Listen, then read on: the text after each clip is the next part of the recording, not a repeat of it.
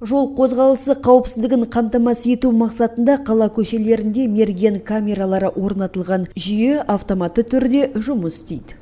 В настоящее время Қазіргі таңда біздің қаламызда дәл осындай 4 жүйе бар. Ол Екібастұз Стелла тас жолында, сондай-ақ Мәшһүр Жүсіп 64 көшесі бойында және Мәшһүр Жүсіп Торайғыров көшелерінің қиылысында автоматты мерген камералары жұмыс істеп тұр. Жүйенің тағы бірі ол кипер-шериф. Айта кету керек, осы жүйені орнатқасын жол-көлік оқиғалары бәсеңдей түсті.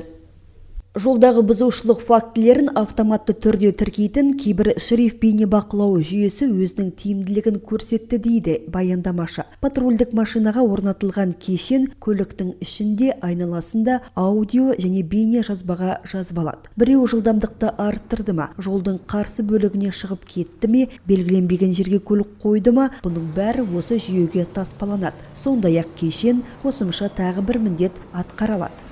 в этот программ Осы бағдарламалық құрал үлкен айыппұлдары бар және іздеуде жүрген немесе сот орындаушылардың қамауына алынған көліктерді анықтайтын болады. Қазіргі таңда осы стационарлық жүйенің 51-ін орнату қажеттілігі бар. Екібастұз қаласында бағдаршамдар, жаяу жүргіншілер өткелдері, жол белгілерін орнату жұмыстарына қысқаша тоқталған баяндамашы қала бойынша 37 бағдаршам нысаны бар екенін атап өтті және оның 14-ін ауыстыру қажет деді. Сондай-ақ қазіргі таңда жолдарға жасанды төмпешіктер орнату бойынша қалалықтар көптеп арызданатынын айтты.